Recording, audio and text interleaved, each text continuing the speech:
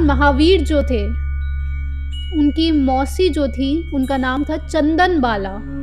तो महावीर और चंदन बाला की कहानियाँ भी बहुत फेमस है। एक बार उनकी मौसी चंदन बाला ने वर्धमान महावीर यानी भगवान महावीर से पूछा, जब वो छोटे थे, कि क्योंकि वो जानते थे कि तीर्थंकर है, लेकिन अभी उन्होंने दीक्षा नहीं ली थी। तो छोटे बच्चे से उनकी मौसी ने पूछा कि महावीर वर्धमान मैं बहुत बार सोचती हूँ कि आत्मज्ञान कैसे हो। जब उस आत्म की अनुभूति में मैं उस ध्यान में लगती हूँ तो बहुत विकल्प आते हैं, फिर निर्विकल्प आते हैं। बस यही प्रक्रिया चलती रहती है कि विकल्प और निर्विकल्प, विकल्प निर्विकल्प। तुम मुझे कोई विधि बता दो वर्धमान। तो उस छोटे बच्चे ने कहा कि मौसी, अगर आपको आत्मज्ञान की तरफ बढ़ना है तो वो जो विकल्प और निर्विकल्प आ रहे हैं वो राग की देन है, और वो जो शांति उस समय आपको अनुभव हो रही है वो ही ज्ञान है। अब बात यहाँ पे बहुत अलग हो जा रही है, जहाँ एक तरफ शिव सूत्र कह रहा है कि ज्ञान ही बंधन है, और जैन धर्म कह रहा है कि केवल ज्ञान की स्थिति पर आपको जाना है। वो कह रहे हैं कि यहाँ पर भी आत्मा की अनुभूति के दौरान जो शांति का अनुभव हो रहा है वो ज्ञान है, और जो विकल्प और निर्विकल्प आ रहे हैं वो राग द्वेष की देन है, वो राग है।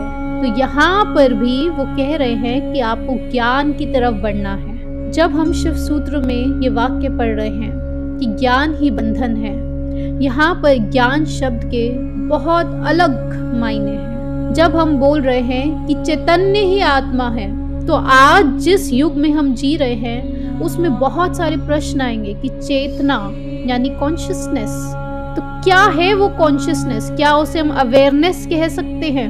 क्या उस चेतना को हम अवेयरनेस कह सकते हैं? तो हर अवेयरनेस ही आत्मा है? ये प्रश्न आएगा, क्योंकि इस युग में हम जी रहे हैं। तो फिर हमें एक और शब्द उसमें ऐड करना पड़ेगा कि प्योर कॉन्शियसनेस को चेतना कहा जाता है। तो प्योर चेतना समझिए।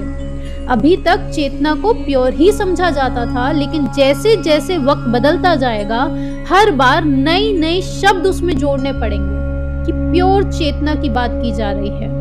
यहाँ पर जब जैन में बोल रहे हैं कि केवल ज्ञान आ जाएगा, वहाँ पर ज्ञान का अर्थ कुछ और है, और जब शिव सूत्र में आप पढ़ रहे हैं कि ज्ञान ही बंधन है, वहाँ पर ज्ञान के शब्द का अर्थ कुछ और है।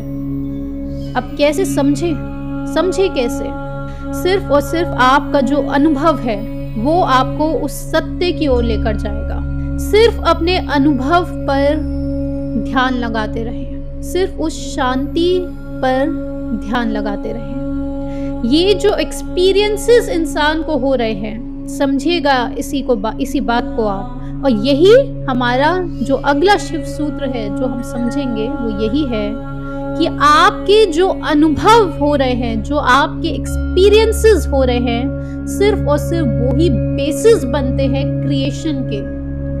आपकी लाइफ में कोई भी चीज जो क्रिएट होगी उसमें आपका एक्सपीरियंस बेसिस बनेगा। और ये जो है ये जो शिव सूत्र है, ये उसके 3 अध्याय का 38 सूत्र है कि 69 शिव सूत्र है ये, कि आपका जो एक्सपीरियंस है, जो अनुभव है, वो ही बेसिस होता है सभी क्रिएशन का। इसको कैसे समझे? हम आपको एक ऐसे उदाहरण से समझाते हैं, क्योंकि यहाँ पे सब चीज़ें एब्स्ट्रैक्ट हैं, तो उदाहरण हमें इसी दुनिया के लेने पड़ेंगे। इंसान का जो मस्तिष्क है, वो जो इमोशंस आप हर समय अनुभव कर रहे हैं, वो इमोशंस की वजह से वो जो भाव उत्पन्न हो रहे हैं उससे जन्म लेती है थॉट्स, वो विचार उत्पन्न होते हैं, और उस विचार की वजह से वो जो विचार आए हैं उससे आपके तो पूरे जीवन में प्रभाव पड़ता ही है, साथ में आपके आसपास जितने भी बीइंग्स हैं उनके जीवन में भी बहुत बड़ा प्रभाव पड़ता है।